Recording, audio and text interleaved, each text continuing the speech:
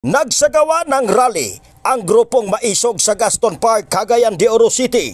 Nagtipon ang mga residente mula sa syudad ng Cagayan de Oro, lalawigan ng Bukidnon at Misamis Oriental na may mga placard na nakasulat na Silent Martial na ba? Boycott PCSO, 25 tons of gold from Bangko Sentral sold. Quadcom protector ba kayo ng kriminal o inosente at marami pang iba. Layunin ng rally ang ipahayag ang kanilang suporta kay Vice President Sara Duterte.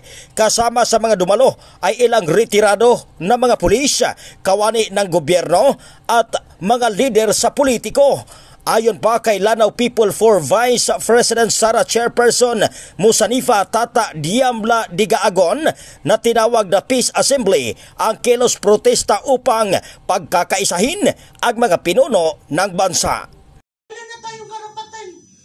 Nawala na yung rights natin. Abogado nga. Na contempt. Nawala siyang nilabag na batas.